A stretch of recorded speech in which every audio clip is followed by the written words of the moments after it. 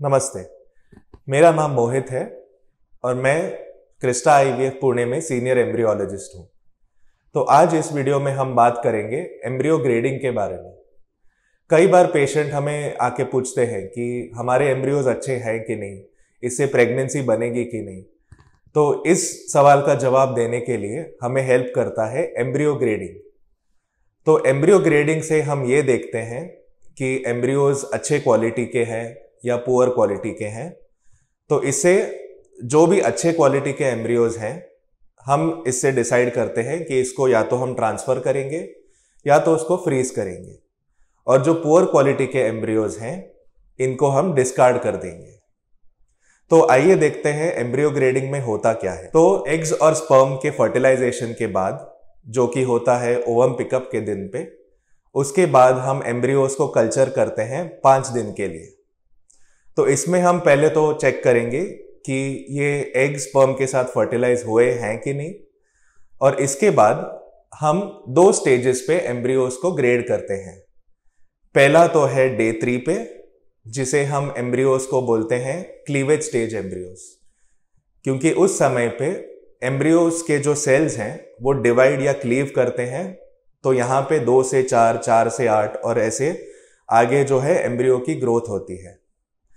तो डे 3 पे हम 3 पैरामीटर्स को देखते हैं। पहले तो कितने सेल्स हैं उसमें, दूसरा सेल्स की सिमेट्री कैसी है, और तीसरा एम्ब्रियो में कितना फ्रैगमेंटेशन है। तो जनरली ऐसा होता है कि डे 3 पे अच्छे जो एम्ब्रियोज होते हैं वो 6 से 10 सेल के होने चाहिए, तो ही हम उन्हें अच्छा मानते हैं। तो एम्ब्रियो को हम डे 3 पे ग्रेड करते हैं 4 ग्रेड्स में, ग्रेड 1, ग्रेड 2, ग्रेड 3 और ग्रेड 4। तो ग्रेड 1 एम्ब्रियो में जो सेल्स हैं उनके सेल नंबर 6 से 10 होते हैं, उसकी सिमेट्री इक्वल होती है और फ्रैगमेंटेशन 0 या 5% तक होती है। फिर आता है ग्रेड 2, जिसमें फिर से 6 से 10 सेल होंगे, सिमेट्री इक्वल होगी और इसमें फ्रैगमेंटेशन का रेट होगा 10 to 20%।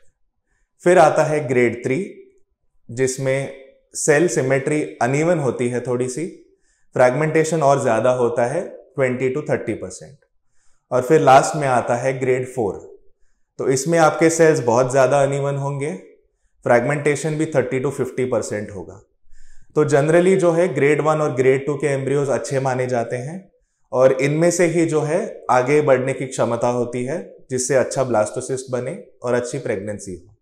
ग्रेड 3 और ग्रेड 4 जनरली नहीं बनते, या तो उनके सेल नंबर कम होता है, जैसे 2 से 4। तो 2 से 4 सेल अगर है डे 3 पे, तो जनरली वो स्लो ग्रोइंग माने जाते हैं, या तो फिर ऐसा होता है कि वो मे बी अरेस्ट हो गए हो। तो आगे इनको 2 दिन और कल्चर किया जाता है, जब भी हम डे 5 पे एम्ब्रियोज को फिर से चेक करते हैं। तो यहाँ पे एम्ब्रियोज जो है अगर अच्छे हैं तो वो ब्लास्टोसिस्ट स्टेज पे जाए होंगे। तो पहले तो ब्लास्टोसिस्ट हम समझ लेते हैं क्या है। सो इमेजिन कर लीजिए एक हॉलो बॉल है जिसके अंदर कुछ सेल्स हैं और उसके अराउंड पेरिफेरी में भी एक लेयर ऑफ सेल्स है। तो ब्लास्टोसिस्ट की जो ग्रेडिंग होती है वो इन सेल्स के बेसिस पे ही होती है। पहले तो हम देखते हैं डे 5 पे कि वो कितने एक्सपांड हो गए हैं। तो ये जो ग्रेडिंग सिस्टम है उसको बेसिकली गार्डनर ग्रेडिंग सिस्टम बोलते हैं। तो उसमें पहले तो जो एक्सपांशन स्टेज है ब्लास्टोसिस्ट का, उसको 1 से 6 के बीच में नंबर दिया जाता है, ठीक है। तो उसमें जो है अगर हम स्टेज 1 अगर बोले तो उसमें जो कैविटी है, सो ब्लास्टोसिस्ट में सेल्स के साथ में एक कैविटी भी होती है जिसमें फ्लूइड भरा हुआ होता है, उसे कहते हैं ब्लास्टोसील। तो ये जो ब्लास्टोसील अगर ब्लास्टोसिस्ट के हाफ वॉल्यूम से कम है तो उसे नंबर 1 दिया जाता है।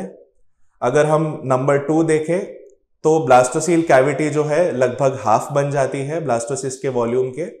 नंबर 3 जब देते हैं हाफ से ज्यादा हो जाती है। नंबर 4 जब हम देखें उसमें जो है वो पूरी तरह ब्लास्टोसील कैविटी एक्सपांड हो जाती है, जो उसका आउटर लेयर ऑफ सेल्स है जिसे ट्रोफेक्टोडर्म बोलते हैं वो एक्सपांड हो जाता है, पूरी तरह से थिन हो जाता है। फिर हम आते हैं number 5 which is the hatching stage. तो उसमें एकदम पूरी तरह से ब्लास्टोसिस्ट थिन बन जाता है और वो हैच करने के लिए तैयार हो जाता है। एंड देन फाइनली नंबर 6, जबकि वो पूरी तरह हैच होके बाहर आ जाता है। At this stage the blastocyst is ready for implantation. फिर अंदर का जो पार्ट है वो आता है। सो उसमें we have one part of cells which is called the inner cell mass और ICM, जिससे फीटस के सारे सेल्स बनते हैं। और फिर दूसरा जो लेयर है जो आउटर पेरिफेरी में होता है ब्लास्टोसिस्ट के, दैट इज कॉल्ड द ट्रोफेक्टोडर्म। तो ट्रोफेक्टोडर्म जो है पहले तो एम्ब्रियो को इम्प्लांट करने में मदद करता है यूट्रस के लाइनिंग में, और दूसरा जो एक्सेसरी सेल्स है फीटस के, जैसे प्लेसेंटल सेल्स है वगैरह, वो ट्रोफेक्टोडर्म से बनते हैं। तो ये दोनों सेल्स बहुत इंपॉर्टेंट है। सो ICM का ग्रेडिंग अकॉर्डिंगली A, B या C किया जाता है। सो व्हेन वी से A ग्रेड, ICM में बहुत सारे सेल्स होते हैं और एकदम कॉम्पैक्टेड होता है ये, so that is called as grade A। फिर ग्रेड B में सेल्स बहुत होते हैं लेकिन थोड़े से लूजली पैक्ड होते हैं। And then lastly grade C, जिसमें कम सेल्स होते हैं and they are very loosely packed. फिर आते हैं ट्रोफेक्टोडर्म की ग्रेडिंग पे। फिर से इसमें A, B या C ग्रेड दिया जाता है। सो अगर A ग्रेड है तो उसमें बहुत सारे सेल्स होंगे और ऐसे प्रॉपरली लाइंड अप होगा, क्लोजली कॉम्पैक्ट होगा। फिर ग्रेड B, जिसमें ज्यादा सेल्स होंगे बट थोड़ा लूज एसोसिएशन होगा उसमें। और ग्रेड C में फिर से ट्रोफेक्टोडर्म के कम सेल्स होते हैं और ऐसे बड़ा बड़ा पेरिफेरी में कम सेल्स होते हैं उसमें। सो ये हो गया ग्रेडिंग। सो फॉर एग्जाम्पल अगर हम बोले 4AB, मतलब expansion grade is 4 which is expanded blastocyst.